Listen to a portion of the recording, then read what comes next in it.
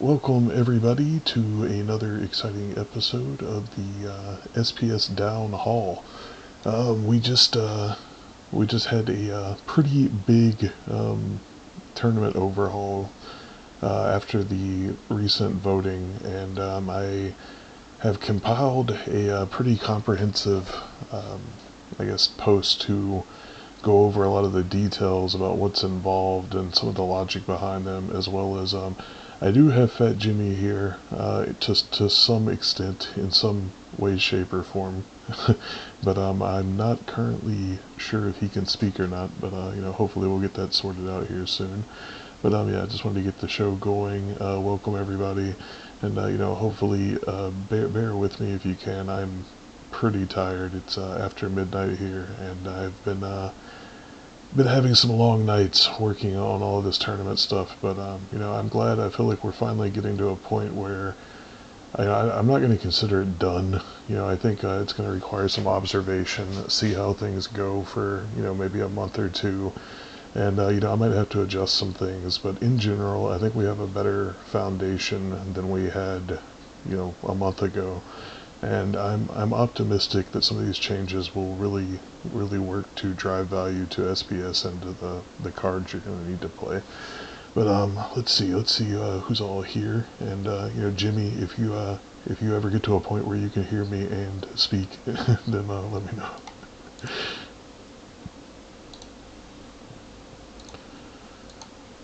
Let's see. So, yeah, guys, we're going to be in the voice chat room, not the town hall room. I don't want to disrupt their questions, but let me see if I can. Okay. Yeah, Jimmy, we're live now. For the record. Let's see. Okay, so I see we got Deuce here. We got Azurkhan, Deuce, Dave's here. I see a few other people. Yeah, my ability to actually look at your names is a bit restricted since I'm in streamer mode. Has anybody been able to check the YouTube channel to make sure we're actually streaming?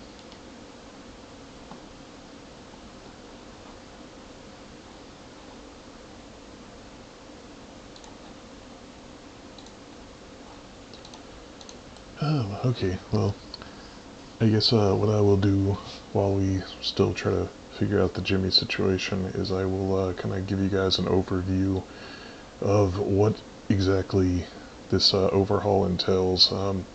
So to be clear, like I kind of like, ideally I would love if we could have DAO votes for everything, and like have the DAO like go into like every minute detail, but realistically it doesn't seem feasible. I mean, we'll be here for months, and it's just there's so much possibility for obstruction. We couldn't even agree on a gold foil regular foil split, so what I'm doing is I'm actually moving forward with just what we had for the gold foil regular foil split. If somebody wants to create a proposal that can pass, like I spent some pretty extensive amount of time building out calculators for all of this in Excel, so that I can easily just change the formulas a little bit. And yeah, like, so if we wanted to do something like go 70-30 or whatever, all I've got to do is spend maybe 10-15 minutes updating some formulas, and then all the math will be sorted out for me. Like if we want to do something like, say, add, let's say you guys want to add 20 gold foil modern silver league tournaments for some reason. All I have to do is go in, change a entry for how many tournaments, and it will divide the rewards. It'll chop them all up for me. It will tell me exactly how many SPS goes to each place. And yeah, like I said, so I've been spending a lot of time just working on all of this stuff and overhauling it. And part of the reason is that tournaments have had issues for a while. Tournaments have had issues with basically kind of like incentivizing some really poor behaviors, like using multiple accounts, using accounts that don't really even qualify to be, or like have no capacity to actually be competitive in a tournament. So basically, people would just be throwing them in there because we had these refund tier prizes, which were basically just saying, as long as you get at least one draw, which is pretty easy to do, you'll at least get your money back. And if you can get enough get enough wins versus like other similarly unqualified decks, you'll be in profit. So it kind of like encouraged people to run a whole bunch of like illegitimate accounts into these tournaments just because it was essentially no risk free money. And we saw that kind of like extrapolate in different ways. Like we had problems with some formats where people would be basically like dividing their decks across multiple accounts, for example. So a lot of these changes that I'm going to go into were basically kind of like put in place to make sure that essentially you have to have a legitimate deck to be competitive and to hopefully prevent some of the cheesing. Now with the stricter entry requirements as far as like SPS and well, SPS is about the same, but that can actually be adjusted. Um, the stricter CP requirements, we're not going to be counting landlocked cards. We're not going to be counting gladiators towards the CP. It's going to make it to where you actually have to have cards that are valid for the set, and you're going to have enough CP of them to be competitive. The way I got this number is I basically went through and I calculated the bare minimum for earning in a league. Like for like silver, I think it's like level 3 commons. I'm not pulling it all off the top of my head at the moment. Like I said, I'm pretty tired, but I went through. I calculated the minimum earning for a set, the maximum levels for like a rare summoner per league, and I averaged it out. And then I assumed, so you have a halfway leveled up set of cards, and then I assume that you have to have at least half of the set to be competitive. So essentially, like with something like Wild, it feels like they kind of balanced out pretty similarly to where they were before. This definitely raised the requirements for Rebellion. I think Modern went up like a little bit, but in general, like it laid the groundwork for how to approach the two random format, and I think it's a pretty decent compromise.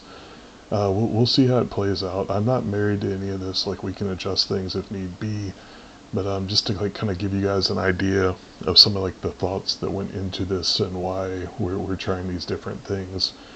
Um, if you want to go through the post, I'm not going to go through all of this right now because that's why I made the post. But like you'll be able to see Hey, like just I checking can in hear here. Jimmy. I can hear Jimmy now. I was talking to Clay before we were setting up. He said he was jumping in to go live right at 9, and I'm not just doing this to make sure he's not talking and is muted or something, Yeah, in can you case hear you me, can hear Jimmy? me. Wow, this is weird.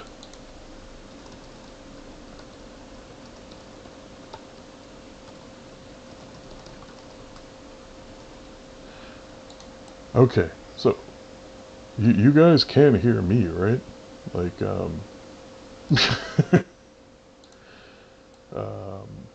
yeah, like everybody in Discord should have been able to hear me this whole time. Like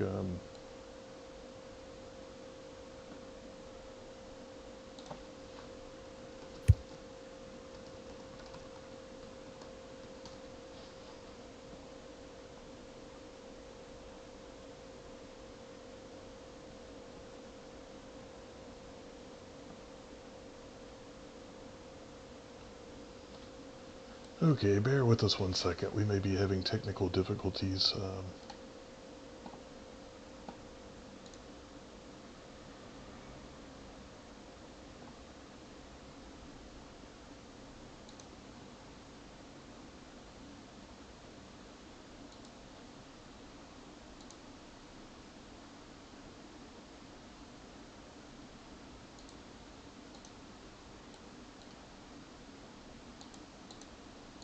Hello. Hello. Can you hear Can me, you hear me, Jimmy? Jimmy? Hello?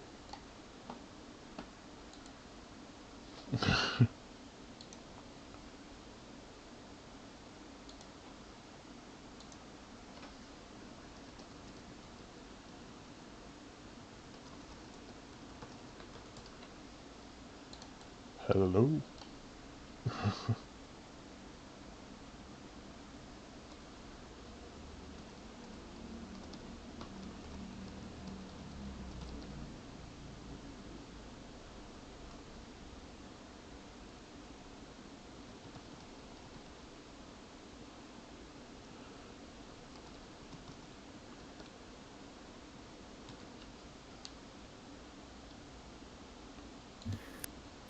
I'm testing again. Seems like everyone could hear me just fine. I have a feeling Clay was going on at at bed 9 o'clock. Hello. Hello? Can you hear Can you me? hear me?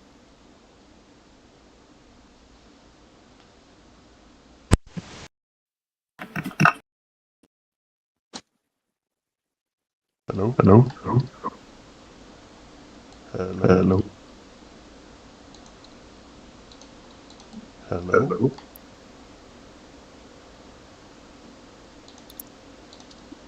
Hello? Hello.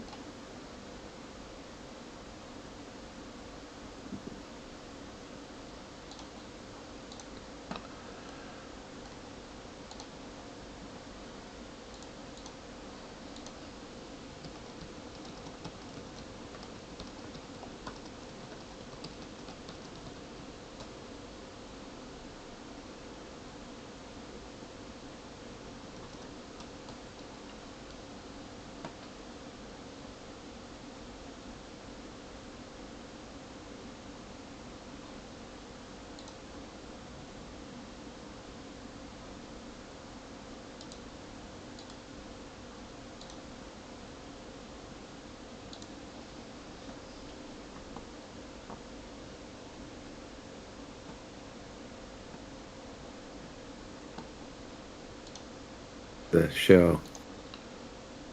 Okay, Jimmy, can you hear me?